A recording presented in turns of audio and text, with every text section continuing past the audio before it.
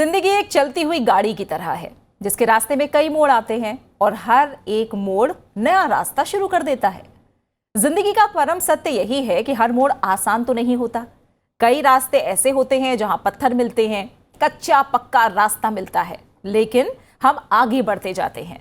तो जिंदगी की सच्चाई से आखिर हम क्यों भागते हैं? खुशी और दुख जीवन के सिक्के के दो पहलू हैं। जिस तरह पतझड़ में पत्ते झड़ जाते हैं और नए पत्ते हरियाली लेकर आते हैं, उसी तरह इस जीवन में दुख आता है तो उसके बाद सुख भी आता है। जीवन एक संघर्ष है और जब विपरीत परिस्थिति आती है तो हमें संघर्ष करना ही होगा। इसलिए दुख को सुख में बदलते रहिए, धीरे धीरे ही सही पर चलते रहिए और खूबसूरत बनाइए ये सारा जहां। नमस्कार, मैं हूं प्रीति सिंह। आइए सबसे पहले देखते हैं इस हफ्ते की सुर्खियां। शी जिनपिंग फिर बने चीन के राष्ट्रपति। टूटी 4 दशक पुरानी परंपरा, लगातार तीसरी बार चुने गए राष्ट्राध्यक्ष। भारत ऑस्ट्रेलिया संबंधों का नया अध्याय, रक्षा, व्यापार और निवेश में आपसी सहयोग बढ़ाने पर चर्चा। ऑस्ट्रेलियाई प्रधानमंत्री ने कहा, मजबूत साझेदारी हिंद प्रशांत क्षेत्र में स्थिरता के लिए जरूरी। यूएन महासचिव का कीव दौरा, ब्लैक सी ग्रेन इनिशिएटिव को लेकर की यूक्रेन के राष्ट्रपति जेलेंस्की से चर्चा। 18 मार्च को खत्म होने वाली है समझौते की समय सीमा।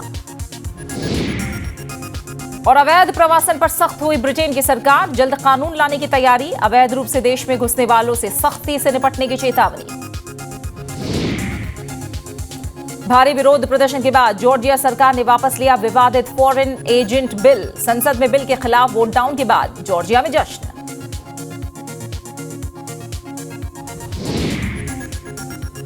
सारा जहां में सबसे पहले बात करेंगे विश्व स्तर पर पहले से ज्यादा ताकतवर रूप में उभर कर सामने आए चीन के राष्ट्रपति शी जिनपिंग की, जिन्हें एक बार फिर चीन के राष्ट्रपति के रूप में तीसरा कार्यकाल सौंप दिया गया है। इसके साथ ही शी जिनपिंग आधुनिक चीन के सबसे लंबे समय तक पद पर रहने वाले राष्ट्र प्रमुख बन गए हैं। तमाम विवादों के बावजूद लगातार तीसरी बार राष्ट्रपति बनने से यह साफ है कि शी जिनपिंग की चीन की सरकार और अर्थव्यवस्था पर पकड़ बेहद मजबूत है।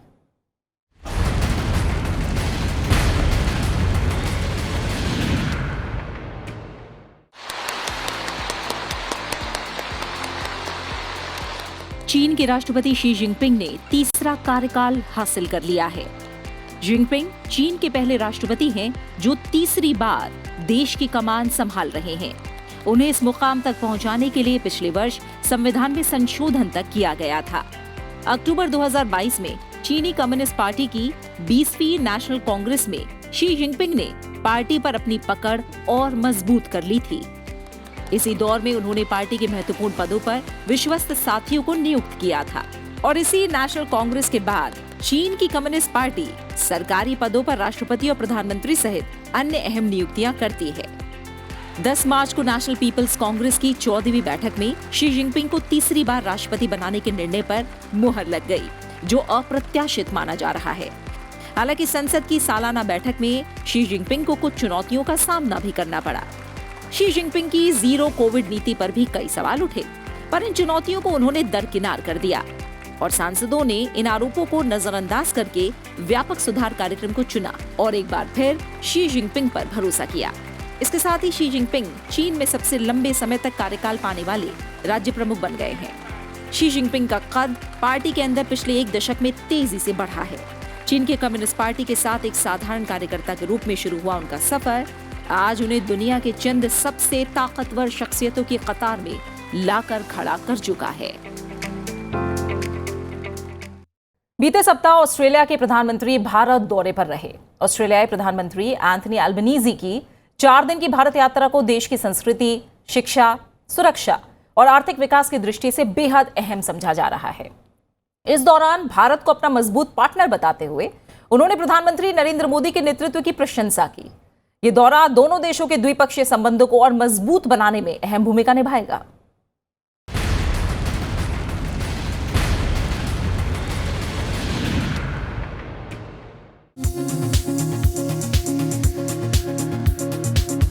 ऑस्ट्रेलिया के प्रधानमंत्री एंथनी अल्बनीज की 4 दिवसीय भारत यात्रा को कई लिहाज से बेहद अहम माना जा रहा है।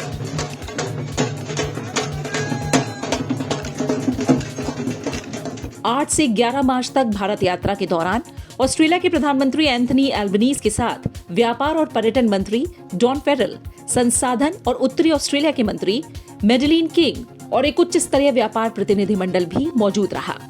अपने तय कार्यक्रम के मुताबिक ऑस्ट्रेलिया के प्रधानमंत्री एंथनी एल्बनीज अपने भारत दौरे के पहले दिन गुजरात की राजधानी गांधीनगर स्थित राजभवन में होली मनाने पहुंचे। भारतीय संस्कृति के इस अनोखे पर्व के रंग से प्रभावित ऑस्ट्रेलियाई प्रधानमंत्री ने कहा कि रंगों का त्योहार बुराई पर अच्छाई की जीत का प्रतीक है। इस दौरान ऑस्ट्रेलियाई प्रधानमंत्री ने ऐलान किया कि ऑस्ट्रेलिया और भारत सरकार ने ऑस्ट्रेलिया भारत शिक्षा योग्यता मान्यता तंत्र को अंतिम रूप दिया। इस नए तंत्र के तहत ऑस्ट्रेलिया के प्रधानमंत्री ने घोषणा की कि भारतीय डिग्रियों को अब ऑस्ट्रेलिया में मान्यता दी जाएगी। ऑस्ट्रेलिया के प्रधानमंत्री अपने दौरे के दौरान अहमदाबाद के मोटेरा के नरेंद्र मोदी स्टेडियम में चल रहे बॉर्डर गावस्कर ट्रॉफी के ऑस्ट्रेलिया और भारत के बीच चौथे टेस्ट के पहले दिन का खेल देखने भी पहुंचे। इस दौरान उनके साथ प्रधानमंत्री नरेंद्र मोदी भी रहे। पिछले साल मई में प्रधानमंत्री बनने के बाद एल्बनीज की ये पहली भारत यात्रा है। वहीं भारत प्रवास के दौरान वो मुंबई भी गए और भारत के पहले स्वदेशी विमान वाहक पोत INS विक्रांत पर भी सवार हुए। इस दौरान भारतीय नौसेना ने उन्हें गार्ड ऑफ ऑनर भी दिया।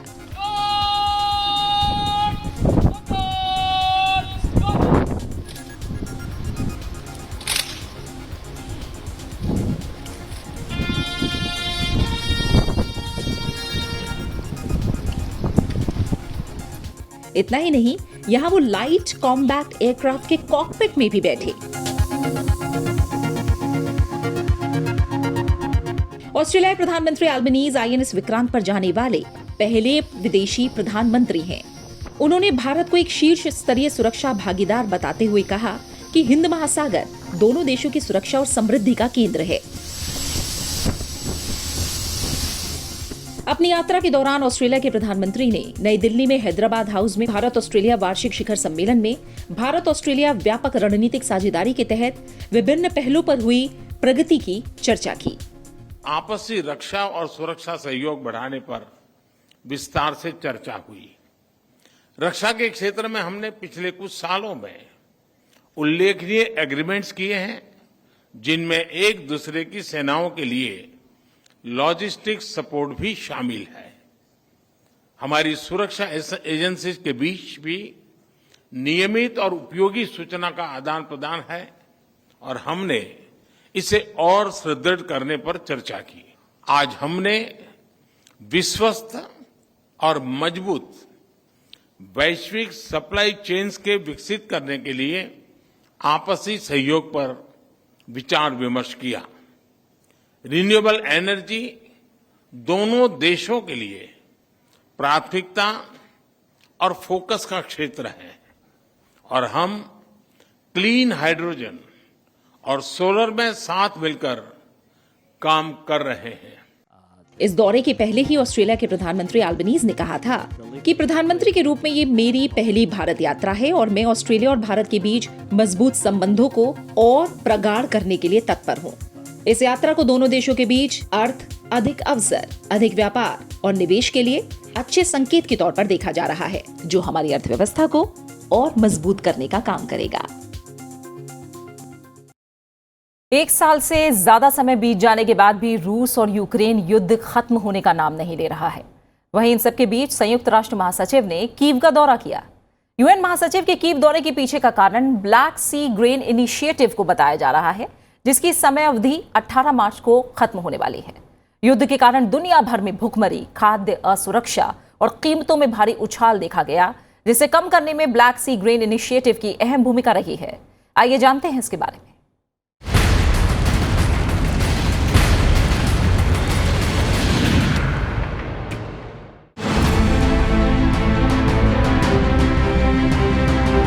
रूस और यूक्रेन युद्ध के बीच संयुक्त राष्ट्र महासचिव एंटोनियो गुटेरेस ने 8 मार्च को यूक्रेन की राजधानी कीव का दौरा किया। UN महासचिव का कीव का दौरा कई मायनों में बेहद अहम माना जा रहा है। वैश्विक शांति और ब्लैक सी ग्रेन इनिशिएटिव जैसे अहम मुद्दों पर बात करते हुए संयुक्त राष्ट्र महासचिव ने भरोसा दिलाया कि संयुक्त राष्ट्र दुनिया भर के लिए समाधानों और न्याय संगत शांति की तलाश जारी रखेगा। Our ultimate objective is equally clear: a just peace based on the UN Charter, international law, and the recent General Assembly resolution marking 1 year since the start of the war. Until that just peace can be secured, we continue working hard to mitigate the impacts of the conflict, which has caused enormous suffering for the Ukrainian people with profound global implications. वहीं UN महासचिव और Ukraine के राष्ट्रपति Zelensky ने वैश्विक खाद्य सुरक्षा के मद्देनजर ब्लैक सी ग्रेन इनिशिएटिव के विस्तार की बात पर जोर डाला। अपने कीव दौरे के दौरान यूएन महासचिव यूक्रेन के राष्ट्रपति से इसी खास समझौते के विस्तार के पहलुओं पर चर्चा करने कीव पहुंचे थे। पूरी दुनिया के लिए बेहद अहम माने जाने वाले इस ब्लैक सी ग्रेन इनिशिएटिव की समय सीमा 18 मार्च को समाप्त होने वाली है।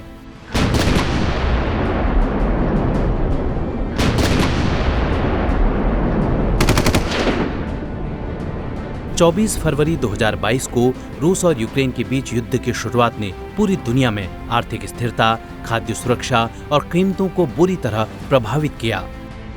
यूक्रेन विश्व के सबसे बड़े अनाज निर्यातक देशों में से एक है।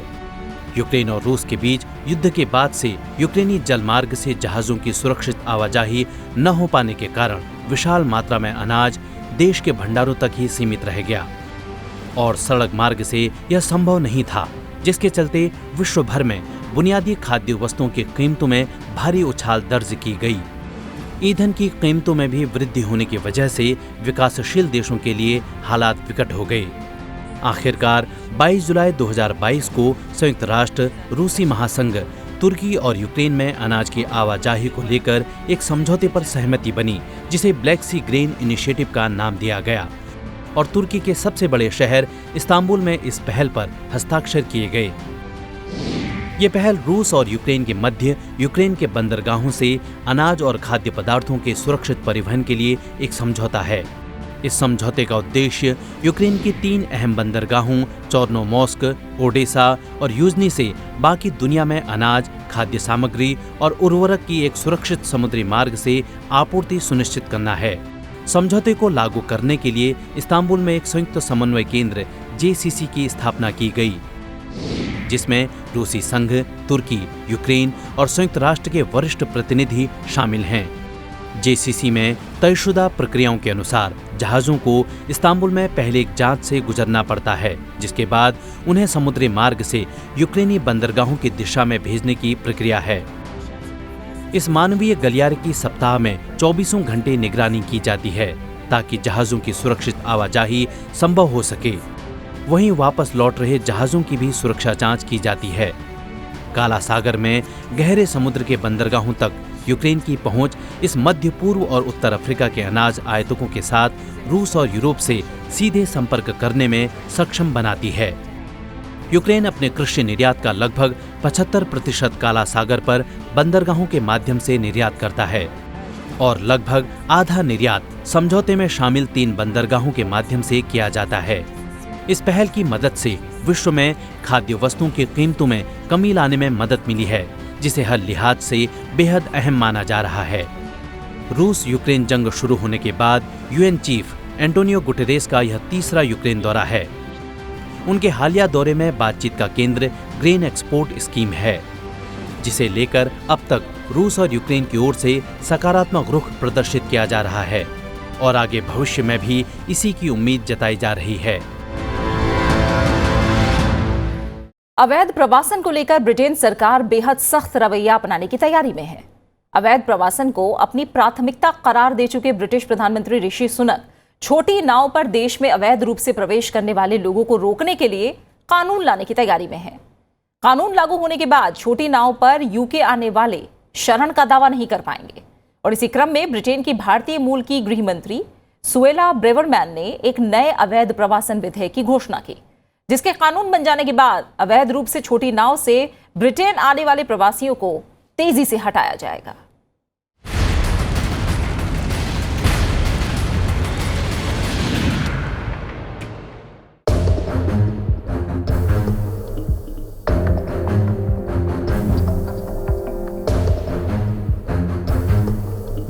This is not just my priority, it is the people's priority.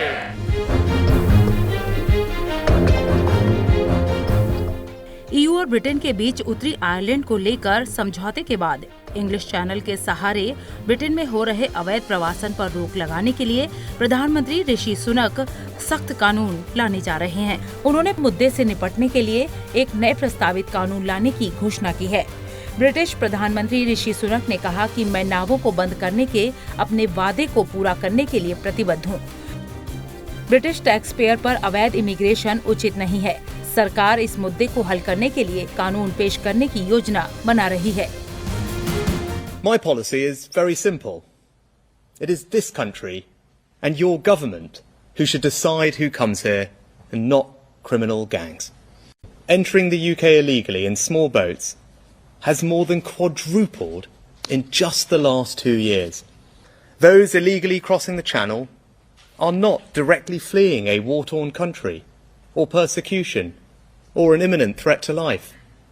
They have travelled through safe European countries. They are paying people smugglers huge sums to make this dangerous and sometimes tragic journey. Britain में लोग अवैध रूप से नाव की मदद से English channel cross करके आ जाते हैं। इस मुद्दे को सुनक ने अपनी विशेष प्राथमिकताओं में रखा है। पड़ोसी देश फ्रांस के साथ ब्रिटेन की समुद्री सीमा के बीच इस अवैध मार्ग पर नकेल कसने का मामला उठाया गया था। ब्रिटेन के गृह मंत्रालय और शीर्ष अधिकारियों ने मानवाधिकार कानूनों के किसी भी दुरुपयोग पर रोक लगाने के लिए नए कानून तैयार किए हैं। खबर जॉर्जिया से, जहां पिछले कई दिनों से चल रहे भारी जनविरोध के बाद आखिरकार फॉरेन एजेंट बिल वापस ले लिया गया। जॉर्जिया की सत्तारूढ़ पार्टी ने समाज में विरोध और लोगों की भावनाओं का सम्मान करते हुए ये बिल वापस लिया। फॉरेन एजेंट बिल को जॉर्जिया के लोग लोकतंत्र के लिए खतरा मान रहे थे।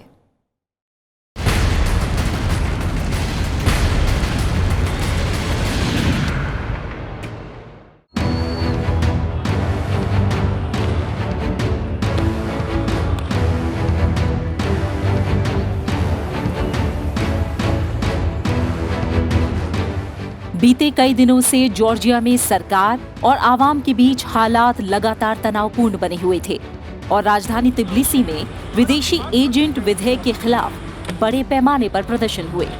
तनाव तब और बढ़ गया जब हजारों लोग 7 मार्च की देर रात जॉर्जिया की संसद भवन के आसपास सड़कों पर जमा हो गए। विदेशी फंडिंग ट्रांसपेरेंसी बिल को वापस लेने का दबाव बनाया। भीड़ को तितर बितर करने के लिए पुलिस को वाटर कैनन और आंसू गैस के गोले छोड़ने पड़े। 133 प्रदर्शनकारियों को गिरफ्तार भी किया गया।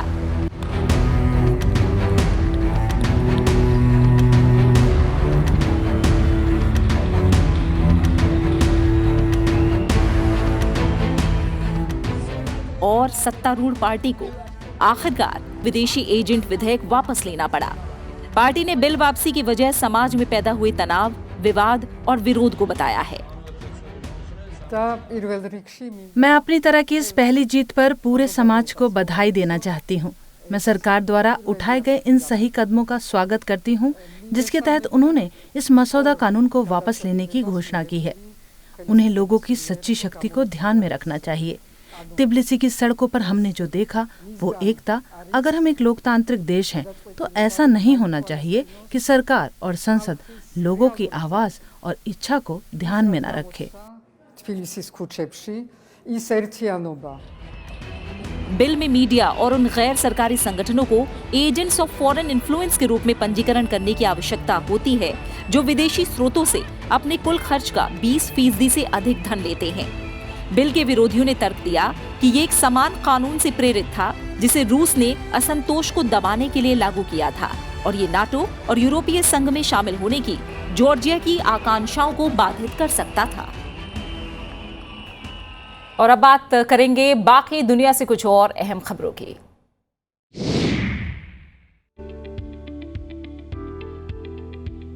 अमेरिका में राष्ट्रपति जो बाइडेन ने अगले साल के लिए 6.8 लाख करोड़ डॉलर का बजटीय प्रस्ताव पेश किया। इस प्रस्ताव में सरकारी खर्च की योजनाओं और धनी लोगों पर ऊंची दर पर टैक्स लगाने का प्रस्ताव रखा गया है। इस प्रस्ताव के साथ ही जो बाइडेन ने 2024 के राष्ट्रपति चुनाव के लिए अपनी उम्मीदवारी की राह भी खोल दी है। बाइडेन के बजटीय प्रस्ताव का सबसे ज्यादा विरोध रिपब्लिकन पार्टी कर रही है।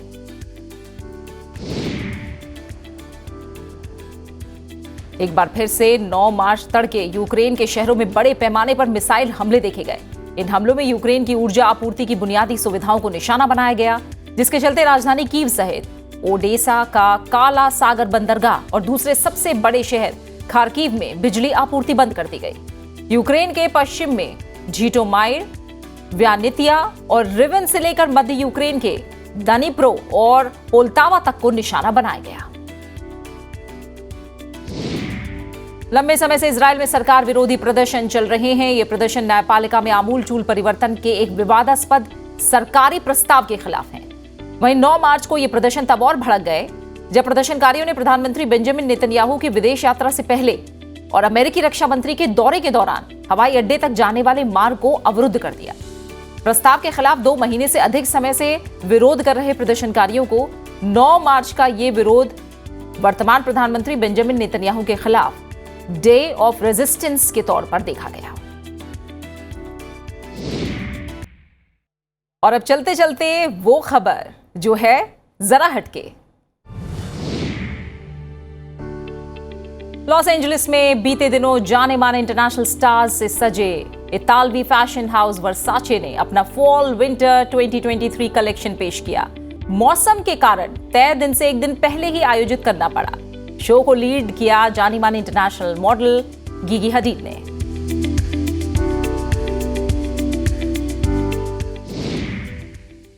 और इसी के साथ फिलहाल सारा जहां में इतना ही। आप इस कार्यक्रम को YouTube पर भी देख सकते हैं। अपनी राय, सुझाव और प्रतिक्रिया हमारे साथ साझा कर सकते हैं। इसका हम बेसब्री से इंतजार करते हैं। अपना अच्छे से ख्याल रखिए और मुझे दीजिए इजाजत। नमस्कार।